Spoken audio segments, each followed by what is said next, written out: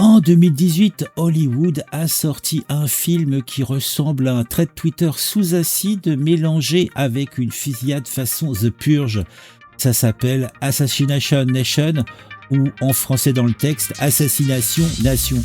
Et moi l'accent anglais c'est pas trop mon truc. En tout cas l'histoire se passe à Salem aux États-Unis.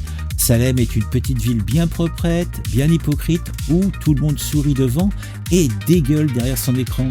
On a un hacker qui décide de tout foutre en l'air en balançant les secrets les plus crades de la moitié de la population. Résultat, la morale s'évapore en 4G et la ville part en guerre civile numérique, armes à feu incluses. Voilà. Au centre du carnage, on va retrouver 4 lycéennes, Lily, Bex, Sarah et M, des ados normales version 2018. Elles ont le téléphone greffé à la main, elles font des sextos, elles ont des dramas et elles ont leur ego sur Instagram et une vie privée aussi protégée qu'un mot de passe 1, 2, 3, 4. Autant dire que tout le monde peut avoir accès à leur nude. Quand les fuites de données tournent, tout le monde se retourne les uns contre les autres. Et ce sont elles qui vont se retrouver bouc émissaire officiel. Bon, le film est quand même assez daté, je vais vous donner des spoils, je vais dire un petit peu, je vais raconter un peu l'histoire. De toute façon, l'histoire est pas non plus particulièrement intéressante, somme toute, c'est surtout très graphique, très visuel. Donc cela ne vous empêchera pas de regarder le film si il vous sied. Mais je vous préviens quand même, à partir de maintenant, je vais commencer à donner des données sur cette histoire. Donc, alors la première victime du grand déballage dans l'histoire, c'est le maire. Qui était en fin de compte un croisé des valeurs traditionnelles, Cato et compagnie, en tout cas comme c'est les États-Unis c'est plutôt c'est pas Cato mais c'est les évangélistes, un truc comme ça. Donc en public il était comme ça très traditionnel et par contre dans sa vie privée il aimait porter des talons, des petites robes et user d'escorte masculin en privé, voilà. Donc tu as des photos qui sortent et il va faire un beau discours et puis il va se tirer une balle dans la tête devant tout le monde, littéralement, voilà, c'est pas très fin mais très efficace. Ensuite tu as le principal du lycée de la ville qui se fait lyncher pour des photos de sa fille de 6 ans dans le bain. Bon, prise pour des souvenirs familiaux et transformée en accusation de pédophilie par une foule qui réfléchit moins vite qu'elle ne scrolle. Voilà, c'est de la connerie pure. Mais c'est les États-Unis. Bon, et on n'est plus là dans la justice, on est dans le tribunal Twitter. Et bien sûr, comme c'était les États-Unis, boosté au fusil à pompe. Bon, alors là, tu as les leaks, ou les leaks, comme on dit, qui s'enchaînent. Dites-moi en commentaire. Plus Salem se transforme en zoo humain. Voilà. Alors t'as les voisins qui se balancent, les couples qui explosent, t'as des amitiés qui partent en fumée, et tout ce petit monde cherche un coupable à brûler. Qui est donc le hacker ? Alors devinez qui on désigne ? Eh bien les 4 filles évidemment. Les adolescentes, c'est toujours pratique à sacrifier. Ça se défend moins bien qu'un vieux notable, ça c'est évident.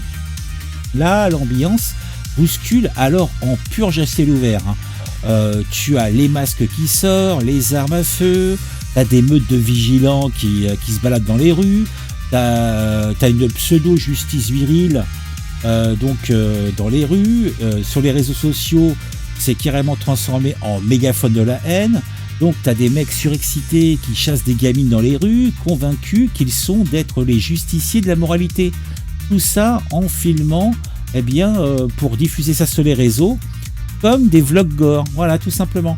Le film, véritablement, coche toutes les cases de la modernité dysfonctionnelle. Alors, on y retrouve les grands fondamentaux, le sexisme, la transphobie, la culture du lynchage, le harcèlement en ligne, les fuites de données, les armes à feu, la masculinité toxique, le féminisme toxique également, les hashtags qui renvoient à des trucs bien gore. Le tout est emballé dans un montage plutôt hystérique. On a des belles couleurs flashy, une bande originale qui crie, qui hurle. 2018 était un enfer, voilà. Bon, d'ailleurs, ça commence gentiment par une série de trigger warning, le film. À l'écran, on te montre des séquences de violence, de sexe, transphobie, avec des insultes, des armes, l'humiliation publique. Comme si tu avais le film qui te disait, qui te criait à la gueule, voilà votre époque, on va juste vous la renvoyer en pleine face. Donc certains qui aiment le cinéma de genre comme celui-là ont trouvé ça brillant, d'autres ont trouvé ça juste lourd, comme un vilain post sur Twitter, hein, pour rester dans le genre. Moi personnellement, j'ai trouvé que les images étaient plutôt sympas, mais c'est vrai que l'histoire, c'est très très bof, hein, mais bon, ça m'a assez percuté pour que j'ai envie de faire une petite vidéo là-dessus. Visuellement, c'est plutôt stylé, hein. On a des plans plutôt travaillés, une surreprésentation des lumières rouges, des séquences de violence. C'est des clips musicaux, hein. Petite musique, et puis ça défouraille, le sang coule à gogo, les gorges sont coupées. En plus, on a des filles en tenue de guerre plutôt sexy, elles ont des fusils, des battes de baseball, du maquillage de guerre, voilà. Et puis c'est le petit chaperon rouge, parce que c'est habillé en rouge, qui vont passer du rôle de victime traquée à prédatrice armée. Voilà. On finit avec une belle représentation du girl power, hein, vous voyez l'image sur votre écran, l'affiche, façon Carnage, mais avec des filtres Instagram. Voilà. Au fond, Assassination Nation balance un message plutôt simple. Notre époque adore la honte publique, elle adore la violence symbolique, jusqu'au moment où ça devient très concret, avec du sang et des cadavres. Bah oui, parce que tout ne peut pas être que dans le virtuel. Il y a un moment donné où ça a des conséquences dans le réel. La frontière entre le cancel et tuer quelqu'un est montrée comme étant ridiculement mince. Quand on a en face de soi, il faut l'arranger. Ah oui. Le plus cynique dans tout ça, c'est la révélation finale. Bah oui, l'auteur des hacks, c'est le petit frère de Lily, une des 4 filles, Donnie, un gamin qui est planqué derrière son écran et qui a foutu le pays à feu à sang pour des lols, voilà, juste pour rigoler. Exactement l'énergie des trolls qui ruinent des vies derrière un pseudo et considèrent ça comme un sport, comme une blague. Voilà. Niveau réception, bon, à ce que j'ai lu sur Allociné et compagnie, les critiques étaient plutôt partagées. Certains avaient salué un film frénétique et visuellement stylé, je fais que citer, hein, capable de mettre un grand coup de pied dans la fourmilière. D'autres ont trouvé les personnages creux, le message martelé à la masse et tout aussi subtil qu'un débat politique. Ce qui est plutôt mon avis aussi.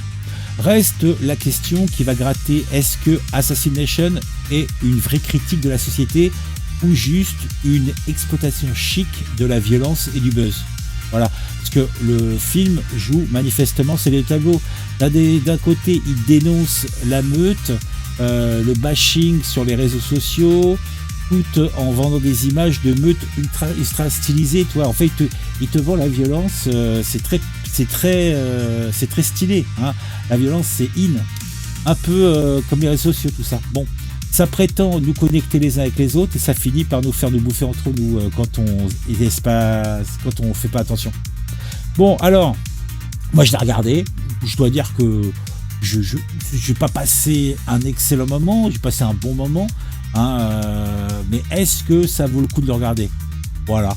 Bon alors, l'idée quand même centrale, c'est quand même dans ce film, c'est qu'ils ont mélangé plusieurs genres. Ils ont mélangé le teen movie, hein, avec des trucs très très trash, massacre numérique, satire sociale, un petit peu de bain de sang, une image léchée avec des néons, tout ça. C'est très léché, hein.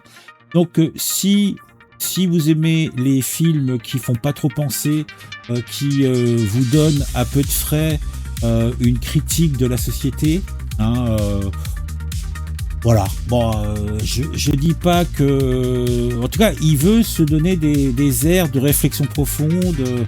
On a des belles paroles, j'ai pas tout compris. Et puis après, il y a un problème générationnel, hein. En tout cas, moi, j'ai un petit peu levé les yeux au ciel sur certains points. Mais bon, ça peut plaire à certains. En tout cas, si vous tombez dessus, jetez un œil, hein, mais par contre, faut pas avoir peur du gore, hein, parce que c'est quand même assez trash, hein. Faut dire ce qui est. Allez, à très vite.